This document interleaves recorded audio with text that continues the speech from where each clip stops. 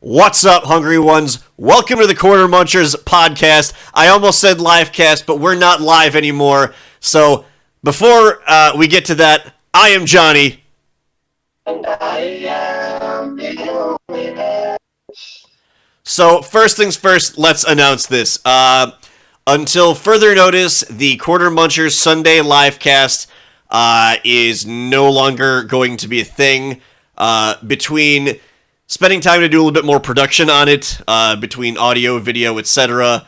And as much as we like the interaction of having chat, it's gotten a little out of hand, I would say.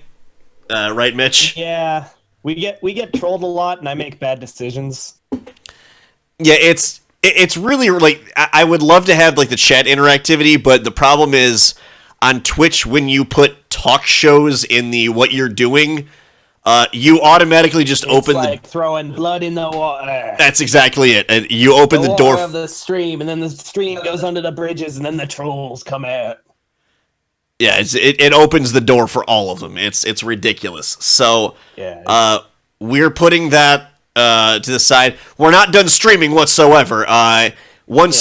This week excluded, what we're probably going to do is record all the stuff for the live cast and then go live on Twitch immediately following for what would have been the gaming segment where, you know, Mitch and I might do some more like old Neo Geo Fightcade stuff. Like maybe I'll challenge him to Neo Turf Masters and lose horribly. And yeah, that was the salt. I am a master of all forms of golf, but golf. I can play video golf. I can play mini golf. I can probably disc golf better than I would expect. Dude, disc golf is mad fun. Good old-fashioned ball golf is the fucking scam. It's one of those things that, like, to do everything right, you have to do it that it feels wrong. Yeah. And it just, I don't know, it's one of those things where it feels like a sport that is designed to sell people shit. A little bit. I can't disagree with that at all. Level, it's an individual sport, and you have to have the right shoes, the stick, the balls, probably the clothes and hat, the bag for your balls, clothes, and hat and sticks. Yeah, you are investing a lot of money into golf. Yeah, like all you need to go play soccer with your buddies is a soccer ball. And a fairly comfortable set of shoes. Yeah. Yeah, you want to go golf with your buddies? All of you have to have like $1,000 sunk into this endeavor. Shit, even bowling is cheaper. Yeah. And you can, you can get drunk while golfing too. But I feel like drinking while bowling is easier. There's a bar right there. Yeah, and you don't have to schlep your beer around. And you don't have the risk of dehydration because you're golfing in the middle of like 85 or 90 degree heat. Exactly. You're in a nice air-conditioned bowling alley. It's great. But so that's a podcast. Thanks for tuning in, folks. SARS. Guard. So, without further ado, let us jump into the first ever Corner Munchers video podcast. We started as a podcast, and we will continue to be a podcast because we have opinions and full circle. Yeah. So, without further ado, this past weekend was BlizzCon in Anaheim, California, and Blizzard fans unite. Lots of crazy good shit came out of BlizzCon this year. Yep, that's all, folks. We had a good, solid BlizzCon this year. Yes. A fine harvest of Blizzardy goodness. Starting with number one, we're going to play it on the screen while we're talking about it. I'm going to play it out the background so we can talk about it.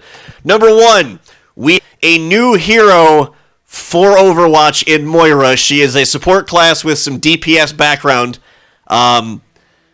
Looks kind of similar to, like, she's like an evil Rose from Street Fighter almost. It's an interesting take on it. She's got like a combo of Rose and Fong, right down to the colors. Yeah. Like, she's got one of Fong's hands, and then she's got Rose's, like, at least the yellow with the scarf and the buttons. And as we're going to show on the screen, or at least that I'm watching right now, the giant fuck beam. Oh yeah, that's right. You'll hear this on the Bayonetta playthrough if you later on. But Moira is a Marvel character. That's basically what they made her to be. She's got giant fucking death balls. She points. She can teleport. And oh yeah, fucking Iron Man ult. Level 3 super. Yeah, that's fucking goddamn fucking Mexa beam everywhere. Yeah, and the fact that it does it, what it looks like it does is it's got, if you hit your allies with it, it's healing them. If you're hitting enemies with it, you are fucking them. Yeah, pretty much. From what I've read in this article, it seems like she does have one major trade-off that makes her not as broken as Mercy. And that's that she has to do damage to the ammo for her healing. Yeah. So she has to be really offensive and somehow not get killed and, like, maintain a balance there of, like, evil and light, like a fucking yin-yang or something. Conceptually, I think it's really, really cool. That being said, awesome. It's coming with one of the highest fucking learning curves in video gaming. Maybe. It's not like Overwatch isn't StarCraft. Fair enough, yeah. That's Speaking of Blizzard. Yeah, moving forward on Blizzard. Second of all, there is a new Overwatch map coming called Blizzard World that looks just like a theme park if Blizzard actually opened their own theme park, which, if they had the kind of money, I'm sure they would. And it would, I don't know that it would be this colorful and pretty, but the map itself looks mad fun. Yeah. Lots of shout-outs, lots of masturbatory Blizzard, stuff. Like, that's the only word I can use for it, is it's just Blizzard being like, look at our classic shit that everyone loves. Yeah. Oh, Remember this? Dynamite segue into classic, because the third announcement out of that, World of Warcraft is getting a major update between a brand new expansion and they're getting a vanilla server to play World of Warcraft Classic. Yep. Fucking, they've gone so far, they've been so successful for so many years with this MMO that it's gone back around in a circle. The only place to go is back. And not like Cataclysm, where they just redid the main world, like all the way back. Yeah, and even bigger than that, the new expansion is a giant battle, basically. The trailer, which we'll probably be showing in the lower right of the screen right now, is just... Go ahead, I'm sorry, Mitch. I was just going to say, even with the actual expansion that's coming out, they're going back to their roots of going back to Horde versus whatever that other faction that isn't as good as. Yeah, no, exactly, absolutely. So that will be. I know a lot of my friends that are WoW fans are super looking forward to this because they've been playing since vanilla, and this is kind of a nice, homage to them. Be like, look at this! I remember what we used to do. I used to skip class to play this game. I actually had a friend in college that failed a number of classes because he was too busy playing World of Warcraft to go to class. And fucking, there's still somehow people out there that don't think Overwatch loot boxes are gambling. Like, Blizzard's been in this game a long ass time. Their business is making people give up everything they've got. Yeah, for their games. They know what they're doing. They have their hands in the pot. It's perfectly understandable. Oh man, so I'm watching this Battle for Azeroth trailer right now, and like I've played World of Warcraft on and off since way back launch, basically. Yeah. I kind of quit it after Wrath. Actually, I did quit it after Wrath because I just got fed up with MMOs. But man, the fact that they're kind of going back to the old, like, old Warcraft roots with the narrative for this expansion. It's really bringing me back. Yeah, and I have a feeling that was probably their strategy with that entirely, was to just be like, let's put everybody's nostalgia goggles on for this one thing that everybody loves that we do. And like, even to the people that are like, that remember playing Warcraft when, gasp, it was an RTS. Yeah. Nobody remembers that game existed. Where Sylvanas like does all her undead shit and says for the Horde. Oh my god. It's like one of my mains in Heroes of the Storm. On the rare occasions I play that game, I really like her. Sylvanas is awesome. Yeah. Plus the undead have never been super relevant to at least World of Warcraft. In Wrath they kind of were, but they're always kind of playing second fiddle the orcs. So it's nice to see Sylvanas getting like front and center treatment trailer. Right. I'm still not going to play the game again. No, this looks great. Between being a giant time sink and also being not free entirely, that's a bit much for me to say. Hey, I'm gonna keep doing this. Yeah. But I mean, I know it's free up until like level 20 or something like that. But my biggest thing, like, I would play MMOs, like my Tank and Steel from Discard and Draw are trying to get me to play ESO, and I'm like, yeah, I would love to do that, but MMOs require this really, really, really vital resource in life called time. Yeah. And I don't get nearly enough of that. Like, I spent today playing video games. That's the first time like I've just sat down to game in a while, and like I could barely even focus on what I want to do. I want to play Rayman. I want to play Fallout. I want to play this. I want to play Cuphead. Sensory overload. Part of that is because I bought a Steam Link over this past weekend, and I'm actually kicking myself for not buying it sooner. I'll get to the. We can talk about that later. Yeah, I'll get to that later on in the podcast. For now, we have more from BlizzCon, in that StarCraft 2 is now free to play. Yeah, Blizzard definitely isn't desperate to keep that franchise alive. But no, we need that to stay alive because we need the StarCraft tournaments to still happen, so we can keep handing a 200-pound trophy to small Korean kids. Yeah. That was one of my favorite things we covered back in the Whatcast days, was like the first big StarCraft tournament where they had that trophy. And like, I mean, we knew like a South Korean player was going to win it, so like the guys just like, yeah, hold up the trophy, and like the off-camera producer's like, no, you got to hold it up. And he's like, yeah. Bless his skinny heart. Oh man.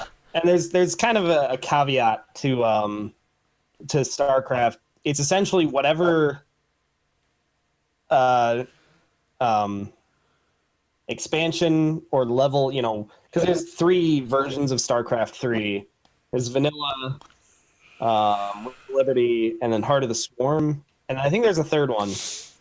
Nova Covert Ops or Legacy of the Void. You mentioned that one. Yeah, Legacy of the Void.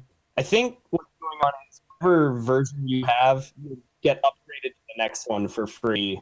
Yeah, it started with Wings of Liberty. Wings of Liberty is vanilla, and then Heart of the Swarm, and then then Legacy of the Void, and then Nova Covert Ops, which I think is a new thing. Which those are all going to be $14.99 expansions each on top of that. I'm just really happy because like I want to get back into playing RTSs, or like I actually want to focus and try to learn how to play RTSs a little bit more effectively. There's a level of like focus that you have to have in that, or like not really. You have to be fucking Bane to play RTSs. Yeah, it's a game of smarts, and that's why I suck at them. Molded by it. Don't you see? G is for goat. But yeah. Basically, I guess everyone will be able to play ranked, and you'll just have to pay for the single-player campaigns. Yeah, and that makes sense. That's understandable, and as well they should. But I like that model a bit more than buying $30 expansions that are, it might add some balance and changes to it, but I feel like the RTS expansions are small in terms of content. It's mostly just a single player campaign that you're paying for. And, I mean, like even fighting games, which are traditionally way behind the curve, a lot of things have already figured out give away the balance patch for free, make people pay for content, but let them play online, essentially, forever for free. Exactly, and it's working out for him. I mean, I'm not necessarily buying into it because I feel I don't play fighting games on that level enough to enjoy continuously buying characters. Yeah. So, other small news that came out of BlizzCon: Heroes of the Storm. Hanzo from Overwatch is making his way into Heroes of the Storm. Yeah. Join his brother. Yes. I believe that was the arc to that. And also, Hearthstone getting a new update called Kobolds and Catacombs. I really want to play Hearthstone, but again, I fear for my wallet and my free time. Yeah, that's another, just genre of games. Like, MMOs, just no. RTS, I'll watch the tournaments, but no. Card games, no. Online or offline? Absolutely not. Yeah, any card game. Magic, I don't care how good your art is. I'm not buying 20 cards hoping to get one, or buying singles off of fucking eBay and building a deck based on something someone else did, and just fucking it's so ugh. I was one of those people so was I, and then I got smart. I love Magic. I love playing the game, but I don't spend a lot of money. The big card game that I dumped a lot of cash into was a WWE card game called Raw Deal. Oh my god. My heavens, I put far more dollars into that than I rightfully should. Oh. Is it up there with your Beanie Babies in terms of value? Your old Gen 1 Pokemon cards? I'll bet those are... Yeah! Exciting. They're really... Yeah. It was a great investment! It was a really, really, really good investment! Oh, man. I mean, I can't... have to be bitter about these things, because I bought into it, too, when I was a kid. Yeah. I bought the shit out of some Pokemon cards. There was a kiosk at our local mall that had Japanese Pokemon cards. So they had, not only import cards, but import Gen 2 cards before Gen 2 came out in the US. Oh, that's right, yeah. And, I bought... they came in, the little plastic... not just sleeves, but, plastic cases, and I bought, tons of them. Because I was like, these are amazing. I've never seen these anywhere. Oh, my God. Yeah. Yeah. They're worth, nothing. Yeah, because... What ended up happening was, and I feel awful about this, was the creator of the game and the lead designer and everything passed away. Oh shit! And then the company that was printing the cards and everything took their company a different direction to make collectibles based on things. The company was called Comic Images. And then the game kind of faded out for a while. Some people still played it, and now. There's it's called Virtual Raw Deal, where people are still making expansions and cards, but it's all done on Lackey and other such trading card game online play things where it's technically free. That is, yeah, that's actually one thing that I'm kind of really excited about is stuff like Tabletop Game Simulator. Or whatever it is, not the silly surgery simulator one, but there's a thing on Steam that actually lets you play board games, online digitally, and they're rendered in 3D space, Really? So you see the table in front of you.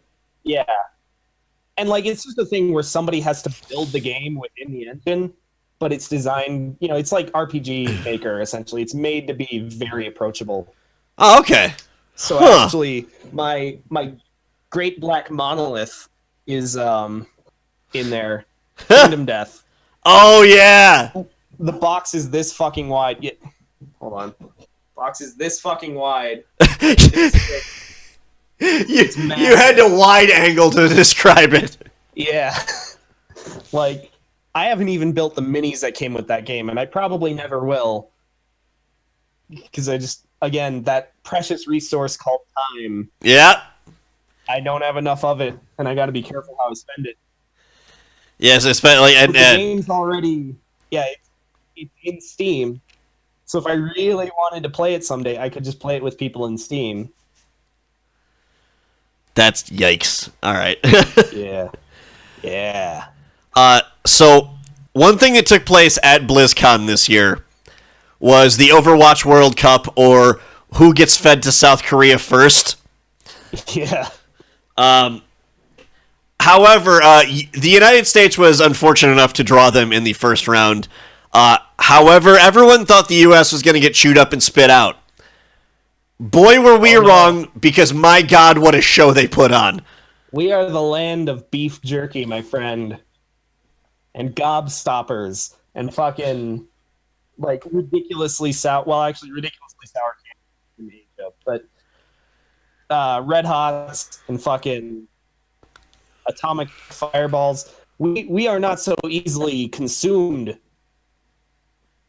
Yeah, and so what ended up happening was everyone thought the U.S. was going to get cream 3-0. They end up taking the first map that no one thought was going to happen. South Korea takes the second. Yeah. They draw in the last 30 seconds of the third, causing both teams to get the point, but judging by according to the rules, you have to win 3 maps, so it went to a tiebreaker at the end of it.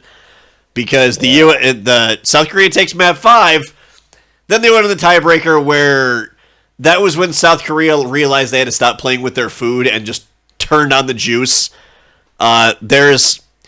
The camera they went to was Flower playing his Widowmaker. Yeah. Which is a thing of fucking beauty. Yeah, I caught like the last, like the second half or last third of that match, and it was intense. Like the Americans never rolled over and gave it to them. Really, no, it was hard fought all the way. They didn't lie down for anybody.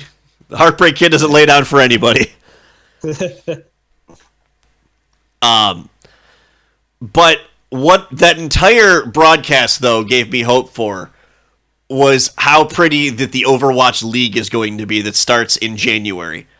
Yeah. Because they added the spectator feature, so now they have a sweet AI cameraman basically to follow around different things and get overhead shots.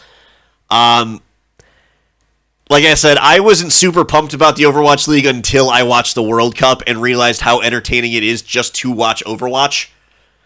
Yeah, I mean, as long as they can keep up that level of production.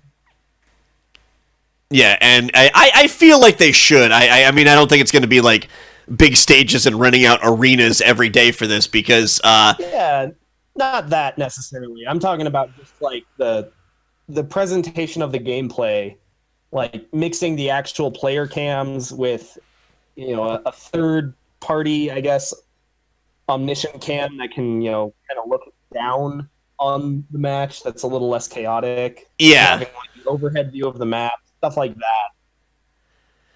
Like making it easy to parse what's going on in the match rather than just being like switching, from one person's view to another. Right, exactly.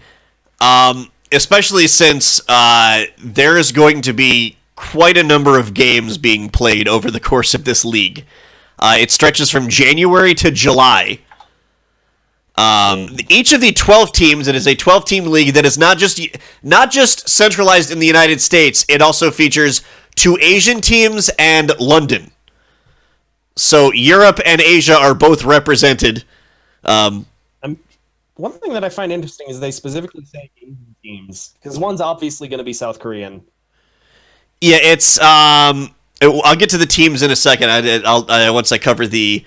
That's it. The preseason starts on December 6th, and they let's see. 12 teams will play 40 games between January and June. Excuse me, I misspoke on that. Winner taking home a handy $1 million for the championship. It will be made up of 4 stages played in 5 weeks long.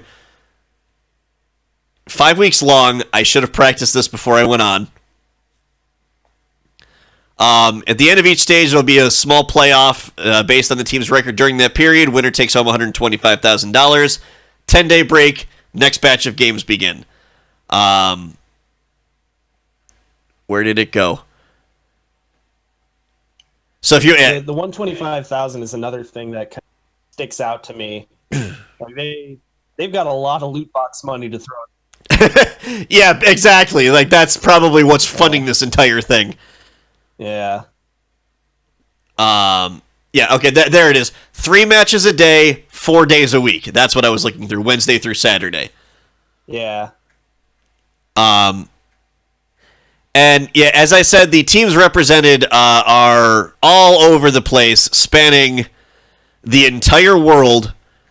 It is divided into the Eastern and Western conferences, or I'm sorry, is it Eastern and Western? Oh, Pacific and Atlantic divisions, excuse me. Yeah.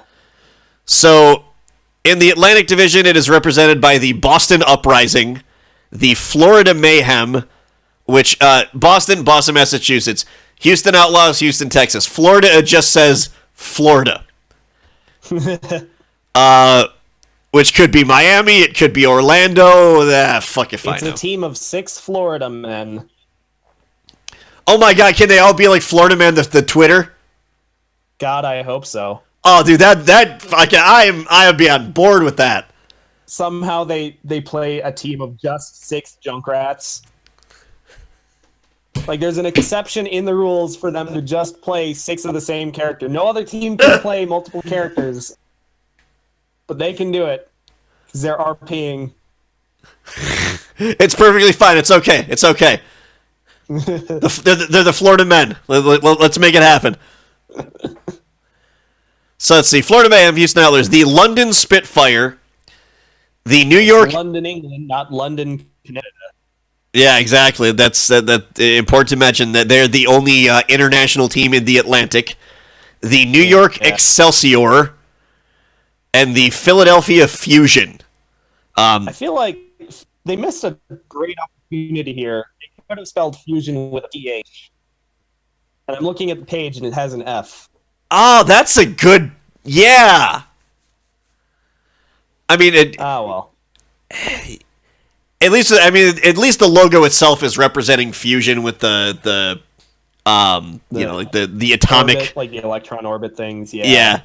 Yeah. And New York Excelsior's logo just makes it look like we're trying to be Scotland. Yeah, there's definitely... I feel like there's a little bit of crossover between, like... At least in the U.S. with, like, soccer and esports. Because they're both kind of underdogs that are only, like, viewed and liked by, like, kind of weirdos. I'm doing a video game podcast. Yeah, we're doing a video game podcast, and I am actually an MLS fan, so there you go. I don't like most sports. I like hockey because there's fighting and blood. Yes. That's about it. But then we've got the Pacific Division, which I feel kind of bad for because they're going to get rolled by the Korea team. It's a little lopsided here. It's represented by the Dallas Fuel, the Los Angeles Gladiators. Wait a minute. Hold the fucking phone. I just want to point out, Texas has 2 teams, and they're each in a different division. I guess everything's bigger in Texas. I want to say that is because they had to. Texas is such a large state, and it was probably one of the only markets that they wanted to get in on this. Yeah. I would have to imagine that it was more of they wanted to make six teams in this division, 6 in this one, and with the 2 Asian teams that signed on, they probably had to fiddle with shit. Especially since California has 3 fucking teams. Yeah, and 2 of them are LA. Oh wait. Yeah, no, 2 of them are LA. Yeah, no, you're absolutely right. The Los Angeles Gladiators and the Los Angeles Valiant. Does Los Angeles have 2 basketball teams? Yes, they had the Lakers and the Clippers. And the Lakers. Yeah. So they have 2 basketball teams. And they have 2 hockey teams. Sorry, Anaheim. Be real. Yeah. Or at least the Metroplex. Actually, let me put it that way. The LA Metroplex has 2 hockey teams. Right, exactly. It's the same reason why, like, the New York and New York the New York Jets and the New York Giants are technically the New Jersey whatever, but New York tri-state area. Yeah. New York practically has 3 hockey teams. You count the Devils. Yeah, basically. I mean, Newark is far enough away from the tri-state area that you could get away with it, but still, it's like 1 train ride. Fair point, yeah. Yeah. Anyway. Yes, the San Francisco Shock, which the logo reminds me of like the thumbnail logo for audio. What is it? Audio Surf on Steam. Yeah. That was the first thing I thought when I saw it. And the SF looks very... that's the Star Wars font. Let's be real about that. Yeah. Which, I mean, that tracks, you know. Lucas lives in Marin County. Yeah. And then the 2... at least one of the 2 teams that is going to steamroll the entire fucking league. The Seoul Dynasty in Seoul, South Korea, and the Shanghai Dragons in Shanghai, China. Yeah. Which, I mean, with the Dragons, there's a slim chance at least that they're thinking this is somehow a KOF 96 league. If only. Oh, God. They would destroy. They would murder, annihilate. No, they'll probably do pretty good. Yeah, I mean... PC gaming is very strong in China. Yeah, like, that's, like... I was actually... what really sucked me into the Overwatch World Cup was not the U.S. versus South Korea, but I caught the tail end of France versus China. Ah. And I was like, oh, wow, this is really entertaining. I'm going to keep watching this. I may have sapped a lot of my monthly data on my phone because I just had Twitch on my phone. That's okay. There's only 25 more days in the month. Like, and I sunk it all the way down to, like, streaming at 160p where you couldn't really, like, watch anything, but I was just listening to the audio like it was a hockey game. Yeah. And the broadcasters did a very, very good job at, like, illustrating what was going on and doing really, really top-notch play-by-play for this. Yeah. Yeah, props to the broadcast crew. They were very on point with the play-by-play. And I feel... this is hard in a game as fast and as Overwatch. Like, I feel like they needed to be on point, though, because this was really like, here you go, we're going to be doing this big league. This is what we want it to sound like and look like. Do you like it? Please say yes. So that was BlizzCon. That is the Overwatch League. I am really looking forward to the preseason and when this starts up in January. I hope that it gets the attention that people are that Blizzard is hoping it gets. Because I would like this to take off into, like, not necessarily mainstream, but niche enough that it's super accessible to non-players and players alike. Yeah. I'd like to see enough success to not like every attempt at a fighting game league of a similar sort. Because it seems like every time somebody tries this with esports or they want to really go big, it goes for like a season, a few episodes or whatever, and then it kind of fizzles. Yeah. There's some pretty famous stories about, like, what was it called? There was a Street Fighter, like a really professionally produced Street Fighter show, essentially, on Twitch, where it wasn't like a tournament format, it was invitational. There was a lot of like, production value. They shot in a studio in like Germany or something, and they brought in players to have them play like 4 money, it was a weird thing where the more matches you won consecutively, the more money you got. And I think their idea was people would keep winning and losing and no one would actually win anything. But it was when Sean was really hot in Street Fighter 4. Oh, yeah. And yeah, the money didn't end up getting paid out. The popularity flagged after a few episodes, essentially. It had a really generic name, just like, it was Fight Nights, I think. It was like something Fight Nights. Oh, yeah, I know what you're talking about now, yeah. Yeah. Hopefully this doesn't turn out like that. Yeah, or... I don't think it will. Between it being officially a Blizzard thing, it'll have integration, in BattleNet. It'll get lots of promo. Johnny's making a face. I was yawning, I'm sorry. Yeah. It's late here when we're recording this, so it's... We'll see. I mean, I'll try and watch it. I do like that they're really pushing a season format. That's another thing I've noticed, like with League of Legends, for example, is they broadcast their whole tournament ladder through the years, but I only ever end up really watching the finals, the world championship games. Yeah, it's the same thing for me, especially with MOBAs, because that's a really long format, and I feel like throwing Overwatch into this is going to be a little bit better and more accessible because it is so fast paced. It's kind of like going from watching competitive checkers to competitive air hockey or blitz chess. Yeah. So I'm really hoping that it does take off. It's got a lot of mainstream sports influence on it, which I feel will also help it in terms of the season format, a playoff format, bye weeks, and things like that. I just realized they're doing regionally based for specific reasons. They're clearly emulating real sports. They're gonna try and sell merch to locals and get that whole thing. I'm not going to lie, I am probably going to order a New York Excelsior shirt or something. I'm sure they have to market off of this. They have to, have merch. Oh, they're definitely gonna. I mean, it's because you can buy Evil Geniuses shit.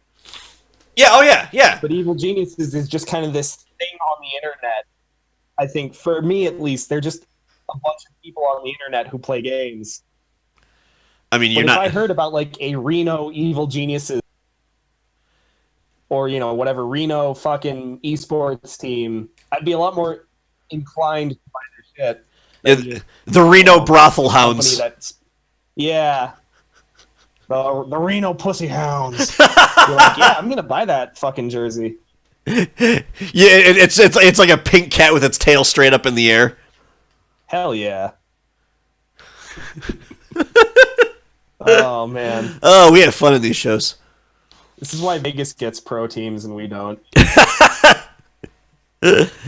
Yeah, basically. Alright, so that is all the news that is BlizzCon. So let's move on to some other interesting stories that popped out of this week. GameStop is reviving the days of the Blockbuster Game Pass. Those smart and or unsmart bastards. GameStop, explain the service first, and then I'll give you my hot take on it. Yes, all right. The service is being dubbed as the Power Pass, which it's linked to your Power Up Rewards program, which is linked to your house, which is linked to your Social Security number, probably, as far as I know. I don't know. But it also lets you open red, green, and yellow keycard doors. Yes. It gives you level 3 access to Iron Mountain. So what it lets you do is it lets you choose a game from their expansive pre-owned library at whatever GameStop you sign up for it at, and lets you take it home and play it. And then when you're done with it, you swap it for something else. And you can keep doing that and doing that and doing that, and at the end of it, you get to select a pre-owned game for, free. It is $60 for a 6-month program. I like the idea, Sort of. Mitch, let's hear your take on it before we jump into it.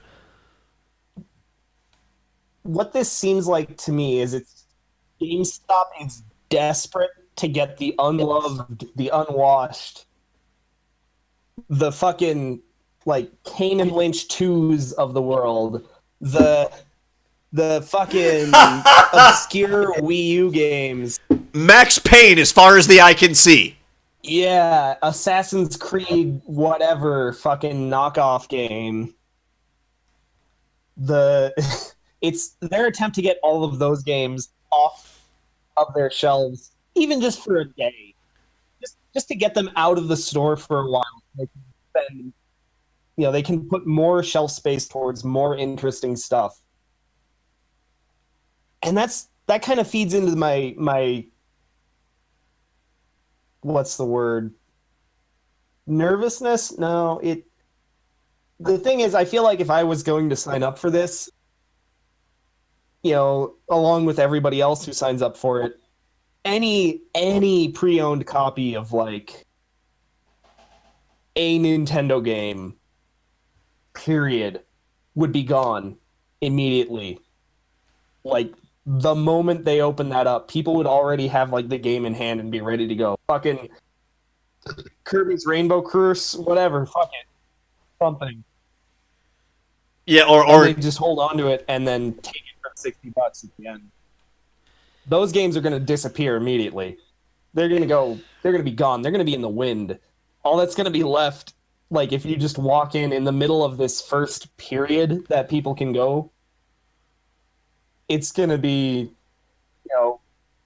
Battlefield Bad Company 2 and just whatever like shitball games that are left over in the store at that point. Yeah, and what I thought it was going to be was like, they were going to like open this up and it was going to be like, like games that are like 3 or 4 months old, but there are no restrictions. It's the whole pool of games. Like in the store. Yes.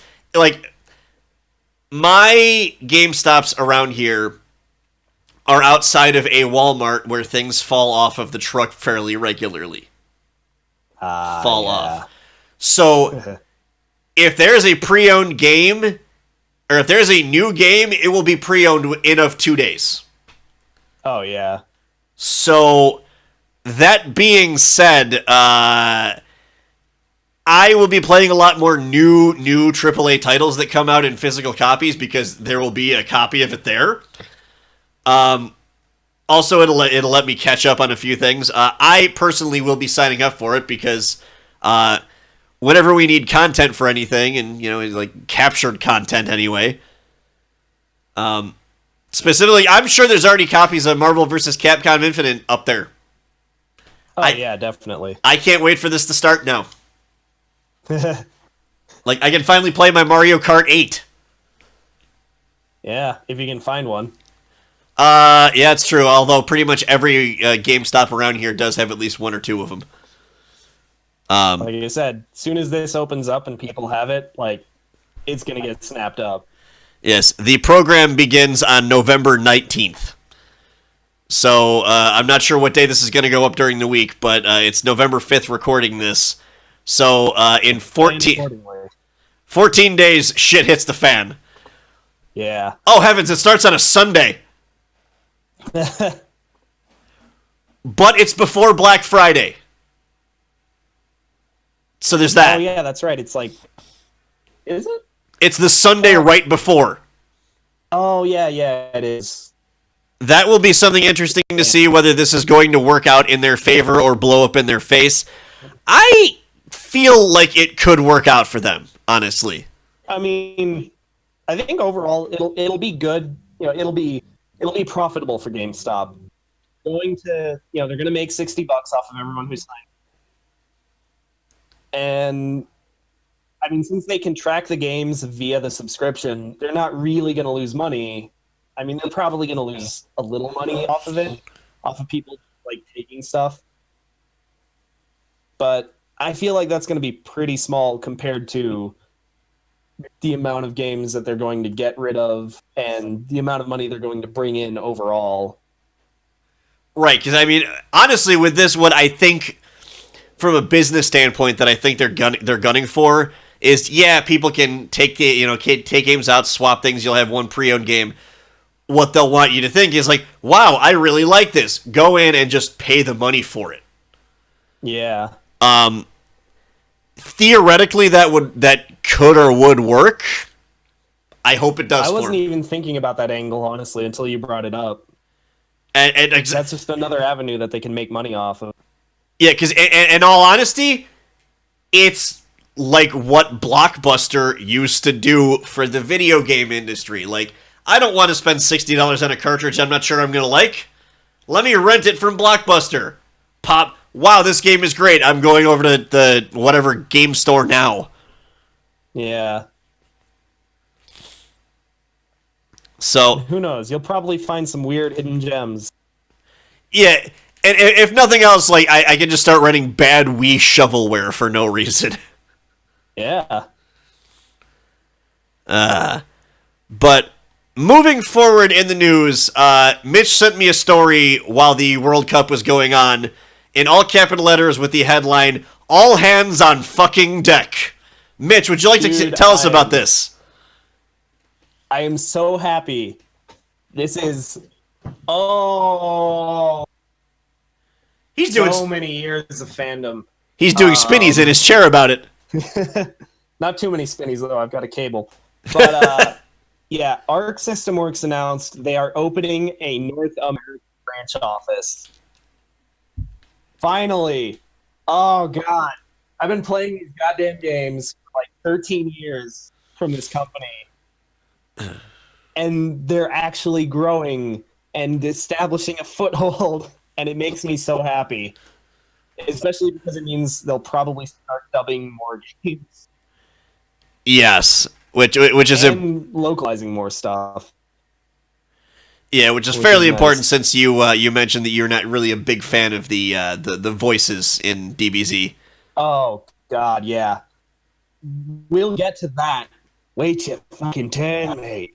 But, yeah. Arc System Works, apparently founded in 1988, has always been a very Japanese company. Based in Yokohama. You know, they bring some games to the US, but, like, they only started, like, this millennium. You know, like, post-2000 with that. But, yeah, they're looking to open an office in, I think, Torrance, California. This is, you know, Silicon Valley. Right. Not a big surprise. I imagine part of this is probably like a cash infusion from Bandai Namco. With Dragon Ball. But, yeah. They have a state there. The president Noru Kidoka released a statement since its inception almost 30 years ago. That's my Japanese accent. Arc System Works has been the pinnacle of 2D fighting game development, merging traditional Japanimation-like expression and technology to bring fans around the world entertaining likes of which they've never seen. Blah, blah, blah. He's really happy to come to the States and work with local business partners in the U.S. They've finally started listening to their American fans. All of us evangelists of Guilty Gear, essentially. Yeah. That's a good way of putting it. Opening up a church in our hometown. Yeah. But, yeah, I'm happy. I'm really happy for them as a company. You know, they're growing. That their games, you know, are probably going to be easier to get in the West now. Yeah, because maybe Europe will finally get stuff on time and get collector's editions. I hope so for that sake. Cause like I'm really happy to see. I wish it had been sooner, but I am glad to see that Arc System Works is finally expanding. Because not only will things be more localized, you also now have 2 development houses, which means you can have double the people working on these games. Maybe I'm not assuming at any point yet that this is going to be an actual development studio. Like, I feel for now it's going to be more about just localization, That's true. moving money in the States, banking essentially, having an America-facing Twitter, like stuff like Yeah. that. But still, like having that line of communication to the company as somebody, an American who's a fan of these games, like that's really nice, and I'm still really happy about it. I don't have to go to fucking Gear Project to find out about goddamn Guilty Gear lore anymore. I can just ask them. That's true, yeah. And also, I'm hoping it means a much better, like a super good localized version of Blaze Blue Cross Tag Battle, which I'm unbelievably excited about now. That might be part of it too, because they're actually having to work with an American company for that game for the Ruby character. Yeah. So that's probably part of it too, is they're developing more partnerships with American companies. And again, it just makes it easier to do stuff. They actually have a presence here that can liaison things. Exactly. So yeah, I'm hoping this means good business for them and better localization for Dragon Ball FighterZ, because Mitch has some issues. I mean, yeah.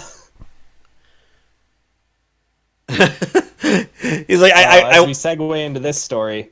Yes, the new story trailer is out for Dragon Ball FighterZ. I'm firing it up right now so I can watch it and talk about it. Yeah. In Unreal Engine 4. Dragon Ball FighterZ. Yeah, it's subtitled in English with the Japanese voices. Yeah, which is mostly fine. It's just there's one particular character who really needs to be in English, or at least just get like a different voice actor. Like, I would be happy if they had a voice actor still do it in Japanese, but just don't give us the old Japanese Goku voice, because oh my god, Japanese Goku sucks. Like, I'm sorry, whoever you are out there in Japan, voice, I'm sure you work very hard,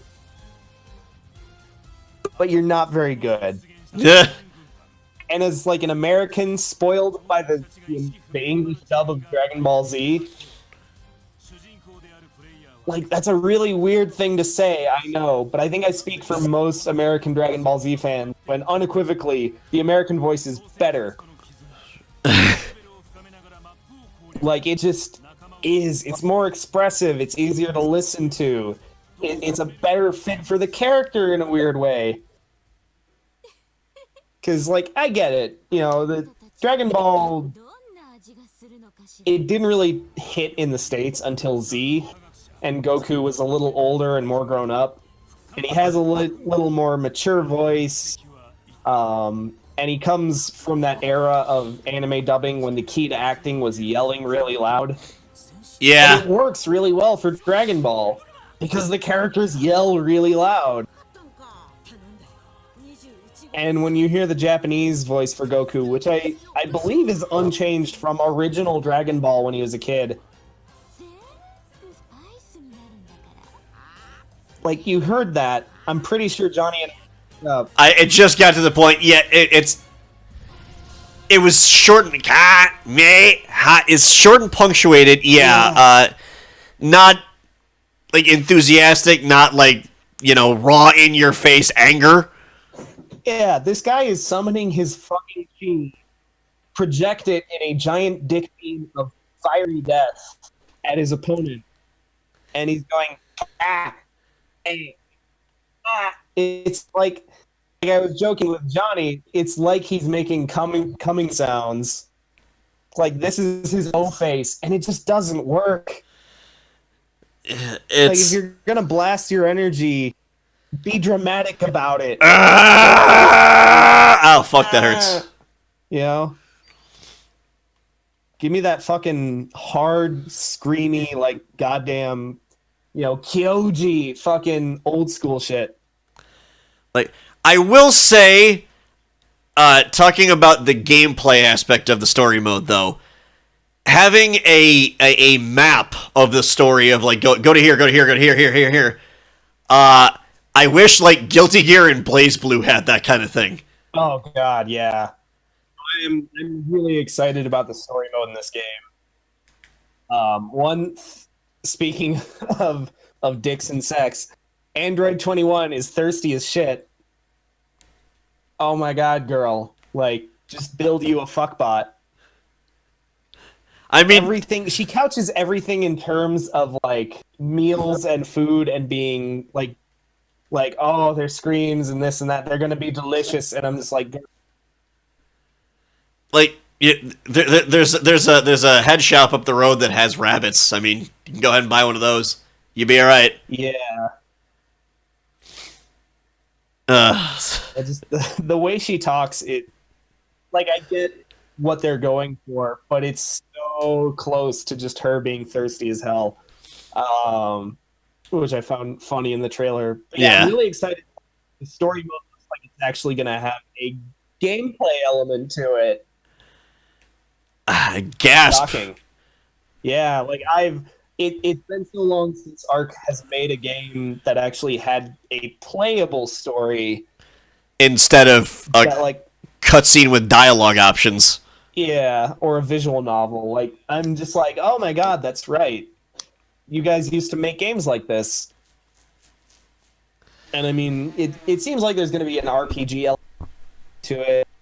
With, like, you have to go recruit the other fighters in this great battle against some clone. I wonder. War, you might say. I was gonna say, I wonder at that point how much input I almost said their name wrong, jokingly. Bandai Namco. I'm wondering if that's something like that's their influence on it. I feel kind of like it is. Like, seeing where Arc System Works fighting games have gone for the last several years, that almost sort of feels like Bandai looked at Dragon Ball Xenoverse and they just kind of like took Arc and like they pointed at it.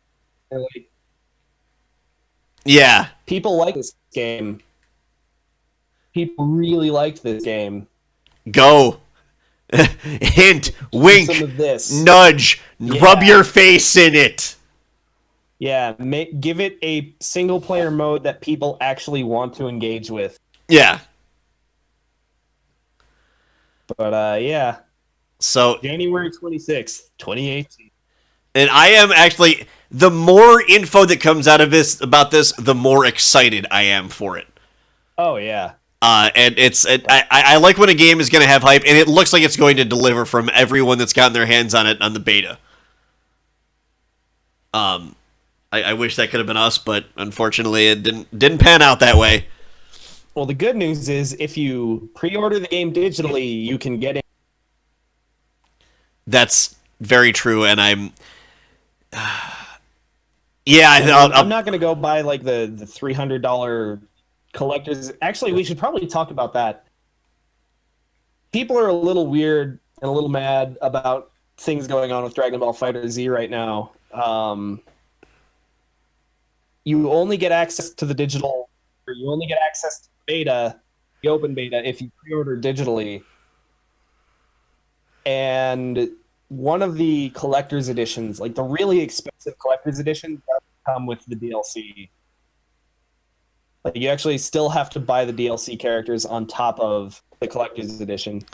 Oh, yeah. And weirdly, yeah, there's like 3 different versions of the game that are coming out. There's like standard, limited or special edition, and then collectors. And the limited edition or special edition would be a better way of putting it. That comes with the DLC character. But the really expensive collector's edition doesn't.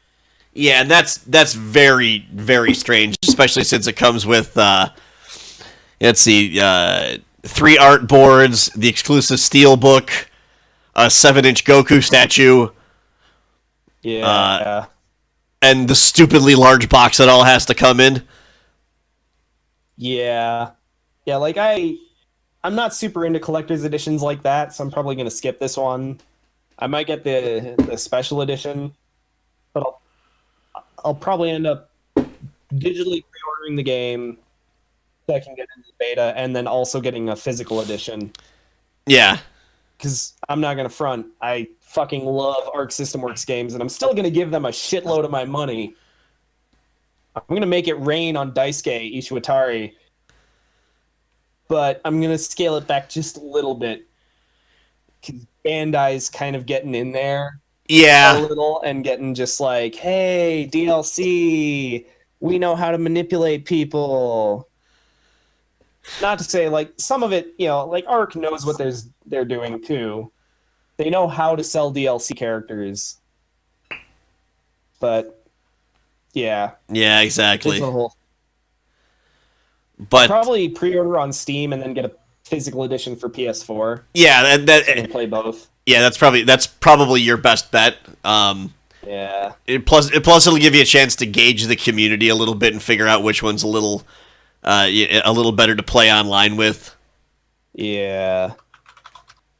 Um, Definitely not looking up the Steam page right now. Ignore the clicky clacks. oh, it's okay. We're not live anymore. I could click those out. Hey. I don't know if I will. I may or may not be just doing it to embarrass Mitch for not being prepared. And yeah, of course, there's as usual weird pre-order bonuses like DLC characters, skins. Not sure yet. Some other little stuff.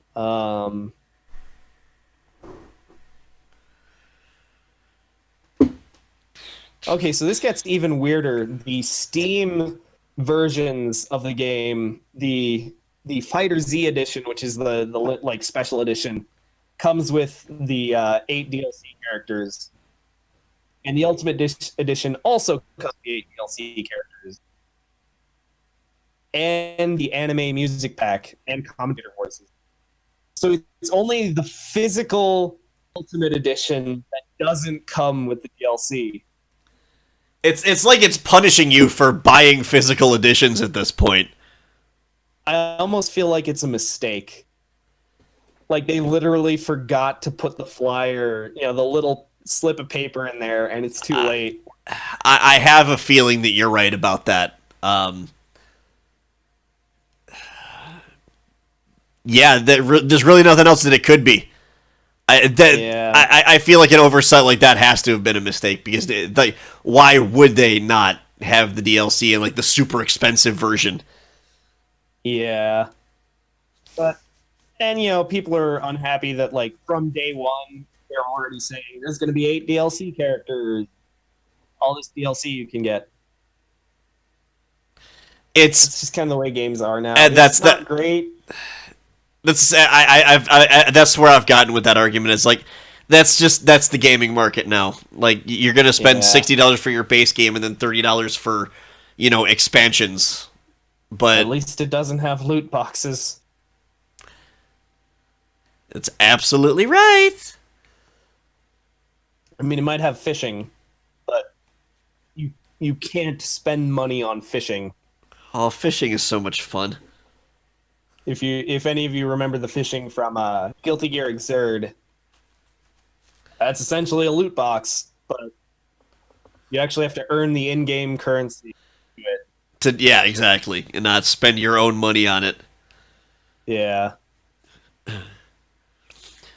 Well, that is good news for Arc System Works to be moving over here in Dragon Ball FighterZ, or Fighters. I'm not sure. How is that going to be said? I think it's FighterZ. I think I've been saying FighterZ. I think that's the generally accepted, and I think that's what Arc System Works was thinking. Like, let's just name it this, and the community can figure out how to say it. It'll be like tomato, or like GIF, which is actually also GIF. Have we talked about the Nappa character trailer?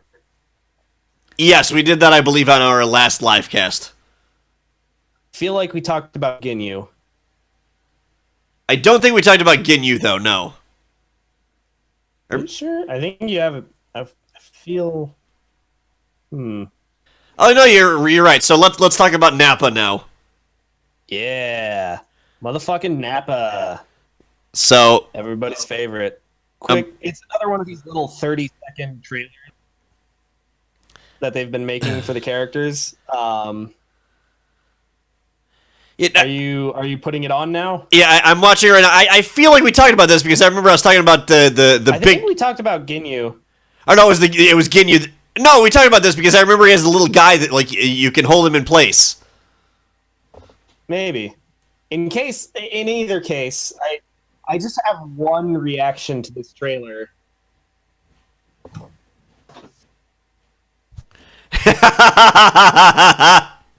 I miss hair. That is my reaction to the Nap trailer. That's fantastic. Let me pull up the Ginyu trailer. Get that gag in case we hadn't before. Because that is how I feel about Nappa. Oh my god. Like, I don't even care about Nappa as a character. But the music in that trailer is pure metal. Yeah, it was the Ginyu one that we didn't talk about, which I'm actually... I'm playing it and watching it right now. Ginyu joins the fight. Oh god. Oh yeah, because, why wouldn't he absorb fire? Oh, he has the whole force behind him as assists. That's awesome. He's got the Ginyu force. I love the pose so much. Oh, the posing. Yeah. It's where they get their power from. I remember when one of the tournaments I ran, I had somebody request to run a Dragon Ball Z Budokai tournament on the side. So, like, the 5 people that actually entered it got together and did the Ginyu Force pose at the end of it. Oh, that's awesome. And I was responsible for one of my favorite comments out of a player ever in the grand finals because he got double 3-0 resetted. Damn. Which is never a good place to be playing a fighting game.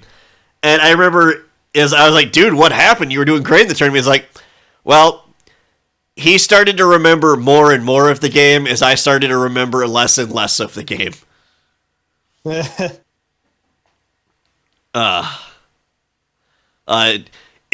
be fair, he did get double bracket he got bracket resetted, double 3-0'd by pro player Wedge of Marvel fame.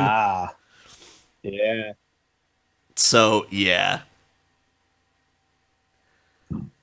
But yeah. Fucking I need to get I need to get you doing the headbanging swirl thing on like a GIF for me. Just for funsies. Did it come out all right? Was I like in front of the camera? Okay. As long as it comes out fine on your end, it'll come out fine on my end. Excellent. So, there's that. And now, to close out the week of news, we have a segment that we like to call What Even? Where we just bring you some of the most ridiculous things that we found. Now, originally it was going to be one really lighthearted thing, but first, Nintendo, we need to put you on blast, because what even, guys? It was breaking out the cup for this one. We're breaking out the cup for the... Oh, goody. This is some fucking cup shit. This is some shit cup shit. Yes, so Nintendo can dine on its cup of shit. They have announced their Nintendo Switch branded SD cards. A 64 and 128 gigabyte, respectively. Now, what would you expect to spend on something like this? The $25 for a usual 64 gig? The $45 for a 128 gig? No. Nintendo is going to sell you a 64 gigabyte SD card for $99.99. Nintendo is also going to try to sell you your 128 gigabyte SD card for $199.99. Mitch, do you have something to say about this? Or are you fucking bullshit? Like, straight up, That is an insane ripoff. We did the math earlier. It's essentially a 300% markup on each of these things. I don't think even like when the Vita came out, Sony had its special SD cards that were also overpriced and ridiculous, but they weren't this fucking bad. Yeah, this is like, jeez. What they are. The worst part is you need like high capacity SD cards for the Switch. Yeah, no, there's no getting around that. They cheaped out, just to keep the cost of the console down. The reality is you have to buy a 330 SD card. And this is clearly just to rip off parents and, like any older person who's like, oh, Timmy wants a new storage for his Switch. 64 GB. Oh, it's got the Nintendo logo on it. Okay, here we go. My good heaven, just disgusting. Yeah, it's that's all it's meant to do, and yeah, it's more of Nintendo. It's Nintendo fucking appling the situation is what it's doing. Yeah, it's terrible. I've never known them to be a company that does this. That's like that's what's so shocking about it is they've always tried to keep the prices of their own products down. Yeah, like Wiimotes are like $30, whereas I want to buy another DualShock 4, but they're $60. Yeah, like Nintendo likes to keep their accessories a reasonable price, and it's great. But what the fuck? Yeah, and it's like a historic, like going back to the Game Boy, like they put a monochrome screen in the Game Boy so it would be cheap and not eat through batteries, but also so it'd be cheap. They've always kept their consoles like much less expensive than the competition. At so many turns, they have tried to be pretty fair to consumers. And it's just shocking to me, like that for a non-Nintendo product, officially, this is a SanDisk micro SD card. You can find exactly the same thing for 1/3 the price or cheaper from the same manufacturer online right now on Amazon. Yeah. Like the fact that they're marking it up so much is insane. It's unbelievable from Nintendo. Yeah, it's pretty ridiculous. This wouldn't have happened if Iwata was still alive. I have a feeling that's true. I will say that our source from this is I was watching a video from Up at Noon from IGN, so I'm not sure where they sourced it from. I hope maybe it was just a misprint. I hope that this anger is all unfounded, but if it is, Nintendo, what even, guys? Yeah. Now let's do what was originally the what even segment, and I'm punching up the video for this right now, and it's loud as fuck in my ears, and I'm turning that down. Denim Company, Naked and Famous, have now brought out Street Fighter 2 jeans. First of all, I love this trailer. I love the taking of like the cartridge that has like the logos and stuff on it. That's because you're supposed to, Johnny. That's how they're getting you. That's how they're getting in your fucking head. And the obvious like photoshopped X arcade thing that they put in there. Yeah, like the whole intro is meant to fucking. It's meant to worm its way into like my head and your head. It's a kid going down to his basement. It's wood paneled. It reminds you of your old parents' house way back in the day you grew up in. Oh, isn't that nice? Isn't that warm and happy? Doesn't that take you back, sonny boy? And look at this, Street Fighter, your favorite old game on the Super Nintendo, and now you can have jeans for it. Oh, get your childhood back. You can live forever, millennial. And it'll only be $100. Plus tax. It's just, why is there jeans? One, because Capcom needs to license everything in every way possible. I mean, at least now to your point that you were mentioning earlier in the week, now you can complete the Street Fighter outfit. Yeah, you can be fully clothed in Street Fighter. I mean, there's a million T-shirts, there's hats. I'm sure there's socks and underwear from like the 90s on eBay. But pants are always the final frontier of marketing. It's just nobody makes, for whatever reason, licensed pants, which seems like such an unexplored opportunity to me. But at the same time, it's just fucking... There's nothing special about them! There's a leather logo the selvage is a different color. They've got an embroidered patch like this fucking big on the ass pocket that's going to be covered up by a t-shirt or a jacket.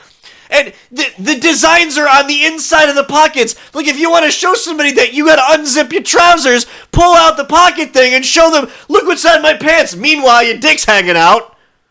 Yeah, but it's for you. It's so you know, if you wear these pants, you can throw a Hadouken or a Sonic Boom, depending on which version you get. They just want everyone to, like, unzip their pants and everything just so you can be like, I'm Kevin Spacey! Topical joke. Hashtag Harvey Weinstein. But legitimately, to the naked and famous Denim Company, guys, what even? I mean, like, you guys, I know you are not that hard up. You are one of the most famous design companies within, like, Naked and Famous is not some fly-by-night operation. They're a designer jeans company. They make legit denim that is very well liked and fairly popular. They're a legit designer, and yet apparently they're doing this. Maybe it's just because the FGC it comes across a certain way that they need this. I don't know. I have no justification for why these even exist. Or, like, I want to see EVO next year to see how many people are going to be wearing these fucking things. Oh, this is a fucking riot. Oh boy. Hold on, Mitch has breaking news for the podcast. What do you got, buddy? Naked and Famous's website, their about section. Literally the first sentence you read. We are not a normal... It's okay. We are not a normal denim company, and we never will be. Instead of relying on celebrity endorsements and expensive ad campaigns, we devote all of our resources, blah, blah, blah. Guys, you're doing a Street Fighter promotion. Everything you say is out the goddamn window. I'm so glad you found that. Oh my god.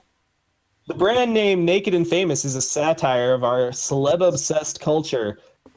Fucking just stop. I mean, like, legitimately, like, on the one hand, they do sell jeans relatively affordably, you know, compared to your $300 Gucci whatever fucking bullshit. But don't even front, guys. Like, you're doing a Street Fighter ad promo. I'm sure you've got people on goddamn Instagram pushing your shit. You've got fucking, you know, not fake. God damn it, what's the shills? You've got shills on Reddit on our raw denim every goddamn day talking up your fucking jeans.